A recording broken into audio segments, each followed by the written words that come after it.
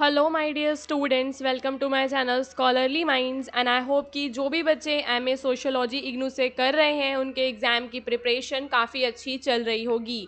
So guys, ये जो video है एमएसओ 003 के इम्पॉर्टेंट क्वेश्चन से रिलेटेड है। इससे पहले भी मैंने एक वीडियो बनाया है जिसके अंदर एमएसओ 003 के कुछ इम्पॉर्टेंट क्वेश्चंस को विद देयर आंसर्स मैंने डिस्कस किया था। वो पार्ट 1 का वीडियो है। पार्ट 1 का लिंक आपको मिल जाएगा डिस्क्रिप्शन में, या फिर आप चैनल पे जाके देख लेना, तब भी आपको मिल जाएगा। तो ये जो भी क्वेश्चंस हैं ये आपके प्रीवियस ईयर के रिपीटेड क्वेश्चंस हैं जो कि आपके एग्ज़ाम के लिए काफ़ी ज़्यादा इम्पॉर्टेंट हैं। अगर आपने कुछ नहीं पढ़ा है तो एटलीस्ट आप इतने क्वेश्चंस को तो पढ़कर ही जाइए एग्ज़ाम में। उसके अलावा हमारे पास एमएसओ 003 का जो जून एग्ज़ाम के लिए एक्सक्लूसिवली गेस्ट पेपर भी अवेलेबल है, जिसके अंदर आपको मिलेंगे around 20 questions with their answers. ठीक है, तो आप उसे परचेज कर सकते हो इस वाले नंबर पे व्हाट्सएप पे मैसेज करके। ठीक है गाइस, तो अभी ये देखो, जो पहला क्वेश्चन है इसमें आपको बताना है जो महात्मा गांधी हैं, महात्मा गांधी के डेवलपमेंट का जो पर्सपेक्टिव है, ठीक है, गांधीवादी दृष्टिकोण विकास पर क्या कहता है, उसके बारे में हमें यहाँ पे बात करनी है। तो महात्मा गांधी जो है वो कहते थे कि जो डेवलपमेंट होती है वो सिंप्लिसिटी में रहती है और सेल्फ रिलायंस बनना ही डेवलपमेंट है। रियल जो डेवलपमेंट है वो कब आएगी, कब हम कहलाएंगे रियल डेवलप्ड, जब हम बन जाएंगे आत्मनिर्भर। तो यहाँ पे जो ट्रू डेवलपमेंट है should be based on simplicity. ऐसा वो कहते थे कि जो लोग हैं, कोई भी जब देश अपने आप में सेल्फ सफिशिएंट बनेगा यानी कि आत्मनिर्भर बनेगा तो वो रियल में डेवलप्ड कहलाता है। ठीक है, और उन्होंने जो इंडस्ट्रियलाइजेशन का वेस्टर्न मॉडल है उसे पूरा रिजेक्ट कर दिया था। उसके बाद वो कहते हैं कि डेवलपमेंट की हमारी जो अप्रोच है वो होनी चाहिए विलेज सेंट्रिक। विलेज सेंट्रिक यानी कि विलेज जो है, गांधी जी कहते हैं कि जो विलेजेस होते हैं वो हमारे देश का हार्ट है। ठीक है, and he promoted the idea of Gram Swaraj. तो यहाँ पे उन्होंने किस चीज़ का आइडिया दिया, ग्राम स्वराज का आइडिया दिया, जिसमें कि हमें सेल्फ गवर्न करना है। ठीक है, सेल्फ गवर्न करना है, सेल्फ सस्टेन्ड होने चाहिए विलेजेस। और उन्होंने फाउंडेशन रखा नेशनल डेवलपमेंट का। तो गांधी जी के लिए गांव भारत की आत्मा थे। उन्होंने ग्राम स्वराज की कल्पना की, जहां गांव आत्मनिर्भर और स्वशासित हों, यही राष्ट्रीय विकास की नींव भी बनता है। उसके बाद जो गांधी जी हैं वो मॉरल जो वैल्यूज़ होती हैं, डेवलपमेंट को मॉरल वैल्यूज से भी वो जोड़ते हैं कि हमें नीड बेस्ड लिविंग करना है, ना कि ग्रीड बेस्ड। तो गांधी जी ने विकास को नैतिक जीवन से जोड़ा। उन्होंने लोभ आधारित उपभोग के स्थान पर आवश्यकता आधारित जीवन को प्राथमिकता दी और सत्य, अहिंसा और करुणा जैसे जो मूल्य हैं उन्हें उन्होंने बढ़ावा दिया।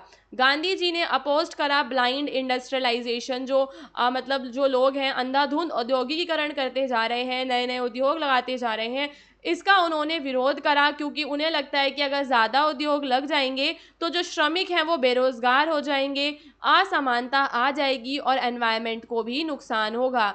इसी वजह से उन्होंने एप्रोप्रिएट टेक्नोलॉजी यानी कि स्मॉल स्केल और ह्यूमन सेंटर टूल्स का जो है सुझाव देते हैं वो, कि केवल टेक्नोलॉजी इतनी ही यूज़ करो कि हमारे जो देश में लेबर क्लास है उसको भी काम मिलता रहे।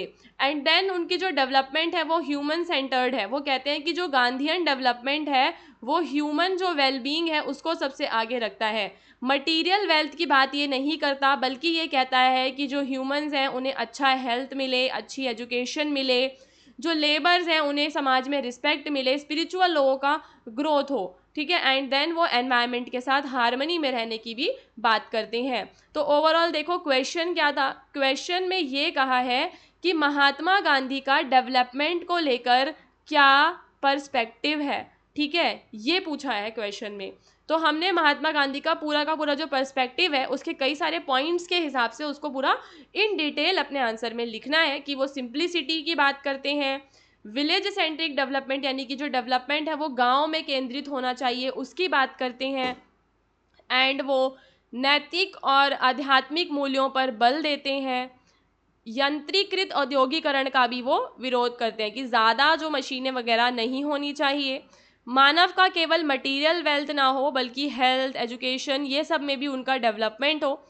और पर्यावरण के साथ हमें संतुलन में रहना है। तो ये ओवरऑल आपने बता देने हैं महात्मा गांधी के जो विकास के मॉडल है उसके बारे में। तो गांधीवादी विकास मॉडल एक नैतिक और टिकाऊ दृष्टिकोण प्रस्तुत करता है। आज के जलवायु संकट और सामाजिक असमानता के दौर में गांधी जी के विचार अत्यंत प्रासंगिक हैं। उसके बाद आपको ये बताना है कि जो ग्लोबलाइजेशन होता है, जो वैश्वीकरण है, आज हम देखते हैं कि दुनिया के जो विभिन्न देश हैं वो आपस में जुड़ गए हैं, पूरा जो विश्व है वो एक ग्लोबल विलेज बन चुका है। तो वैश्वीकरण के सांस्कृतिक पक्ष की संस्कृति पर, किसी भी देश के कल्चर पर वैश्वीकरण का क्या प्रभाव पड़ता है।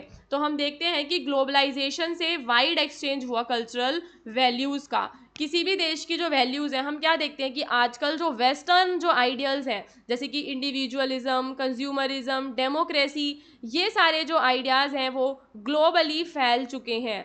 वैश्वीकरण ने सांस्कृतिक मूल्यों, जीवन शैलियों और दृष्टिकोणों के व्यापक आदान प्रदान को संभव बनाया है। पश्चिमी विचार जैसे कि व्यक्तिवाद, उपभोक्तावाद और लोकतंत्र अब विश्व स्तर पर फैल चुके हैं।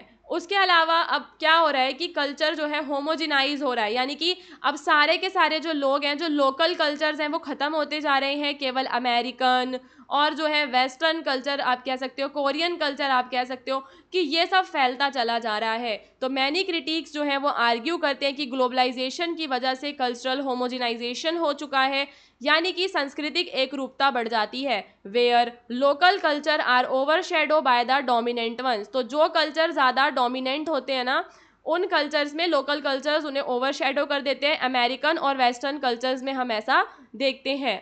On the other hand globalization cultural hybridization भी क्रिएट करता है, जहाँ पे दो कल्चर्स आपस में क्या हो जाते हैं, मिक्स हो जाते हैं। जैसे कि इंडियन फूड में चाइनीज़ फ्लेवर डाल दो तो ये हमारा कल्चरल हाइब्रिडाइजेशन कहलाएगा। ठीक है।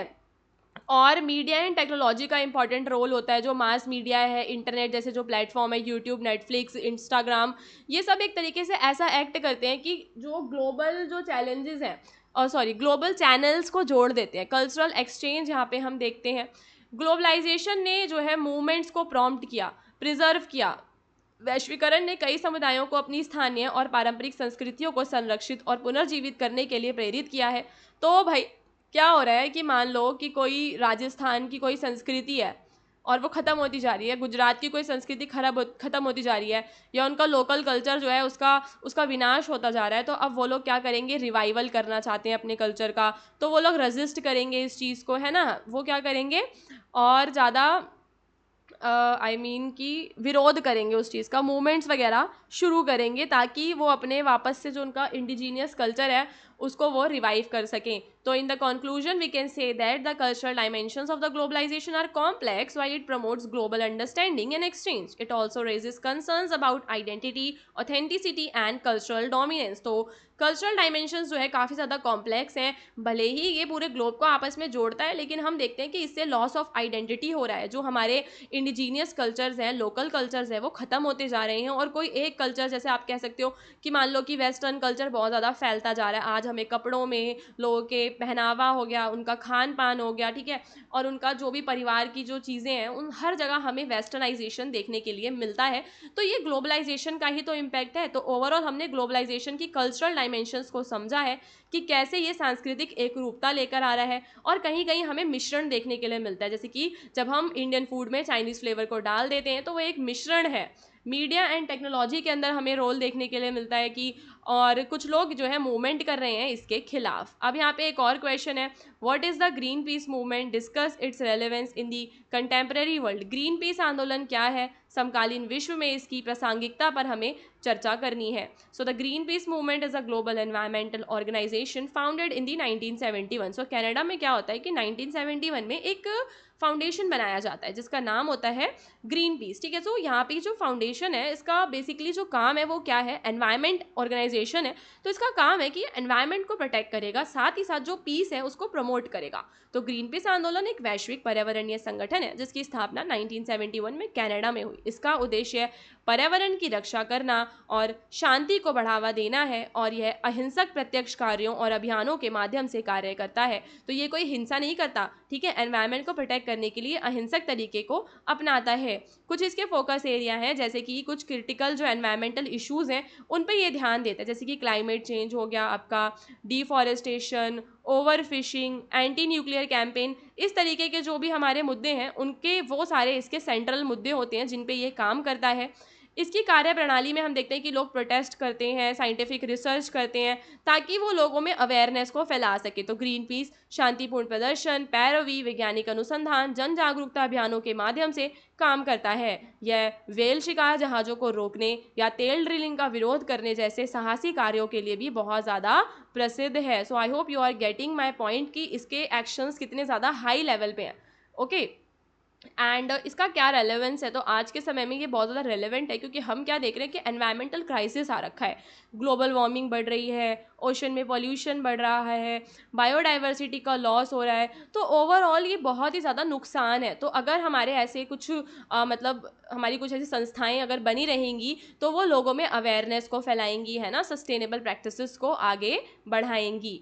उसके अलावा जो इसके मतलब गोल्स हैं, despite its noble goal, Greenpeace has face criticism for being too radical, disruptive and unscientific at time. तो कभी कभी इसको कुछ चैलेंजेस को भी फेस करना पड़ता है, जब लोग इसको अतिवादी, बाधक या अवैज्ञानिक कहते हैं, और इसको अपनी फंडिंग वगैरह के लिए भी स्ट्रगल करना पड़ता है। अब ऐसे बड़े बड़े मूवमेंट्स जो अगर ये लोग करेंगे तो फंडिंग भी तो चाहिए ना, तो फंडिंग के लिए भी ये स्ट्रगल करते हैं। So the green peas movement remain a key force in the global environmental movement. It continued activism is crucial in an era of worsening ecological crisis. तो ओवरऑल ये इंपॉर्टेंट है, क्योंकि आज जो इकोलॉजिकल क्राइसिस आ रखा है, जो पर्यावरणीय संकट आ रखा है ना, वहाँ पे ऐसी संस्था बहुत ही ज़्यादा इंपॉर्टेंट होती है। अब यहाँ पे आपको जैसे हमने गांधी जी का आइडिया समझा था डेवलपमेंट का, सेम टू सेम हमें कार्ल मार्क्स का आइडिया भी समझना है कि जो कार्ल मार्क्स हैं उनके लिए डेवलपमेंट क्या है। तो जो मार्क्स हैं वो डेवलपमेंट को एक हिस्टोरिकल और डायलेक्टिकल प्रोसेस कहते हैं, जहाँ पे जो मटीरियल स्ट्रगल होता है, वहाँ पे जो लोग हैं मटीरियल के लिए, भौतिक चीज़ों के लिए जो लोग हैं वो स्ट्रगल करते रहते हैं।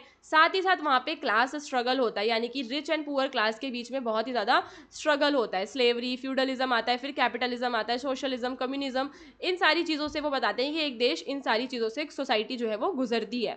तो कार्ल मार्क्स क्या जो स्ट्रगल का रोल क्या बताते हैं, तो मार्क्स कहते हैं कि एक क्लास है प्लोरिटेरिएट, यानी कि ऑप्रेस्ड क्लास है, और एक है ऑप्रेसर्स, यानी कि जो रिच लोग हैं, जो कैपिटलिस्ट लोग हैं, रिच एंड जो हमारे कैपिटलिस्ट हैं, जिनके पास सारे के सारे संसाधन होते हैं, ये लोग ओनर होते हैं बड़ी बड़ी फैक्ट्रीज़ का, ठीक है। ये क्या करते हैं, ये ऑप्रेस कर देते हैं, किसे ऑप्रेस करते हैं, प्लोरिटेरिएट्स को, ठीक है, प्रोलिटेरिएट्स को ये एक्सप्लॉइट करते हैं। प्लोरिटेरिएट्स कौन है, बेचारे मजदूर और वर्कर्स हैं जिन्हें ये लोग एक्सप्लॉइट करते हैं, ठीक है गाइस। तो मार्क्स के अनुसार शोषित और शोषक के बीच एक वर्ग समाज, एक वर्ग संघर्ष का विकास का केंद्रीय तत्व है। जब उत्पादन की शक्तियां और उत्पादन संबंधों में टकराव चरम पर पहुंच जाता है, तब सामाजिक परिवर्तन होता है। Marks believe that the economic base, जिसमें हमारा मीन्स ऑफ प्रोडक्शन आता है, जिसके पास भी मीन्स ऑफ प्रोडक्शन होगा वो अमीर होगा, ठीक है, जिसके पास भी मीन्स ऑफ प्रोडक्शन होंगे, उत्पादन के साधन होंगे ना जिनके पास, वो अमीर बन जाते हैं। And determines the super structure institution development means transforming the base which in turn reshape the super structure. तो विकास का अर्थ कार्ल मार्क्स क्या कहते हैं कि आर्थिक आधार का परिवर्तन है, कि ये जो आर्थिक आधार है इसमें चेंज आना चाहिए, सारी चीज़ें जो है रिच लोगों के पास नहीं होनी चाहिए, संसाधनों का बंटवारा होना चाहिए। और वो कैपिटलिज्म को एक नेसेसरी स्टेज कहते हैं। वो कैपिटलिज्म यानी कि पूंजीवाद को पूरा रिजेक्ट नहीं करते, उन्हें लगता है कि जो पूंजीवाद है वो नेसेसरी होता है, पूंजीवाद नेसेसरी होता है, क्योंकि वहाँ से जो लोग हैं वो सोशलिज्म और जो कैपिटलिज्म है उसके बीच का डिफरेंस समझते हैं, फिर एक अपना आगे का जो है रास्ता लोग तय करते हैं।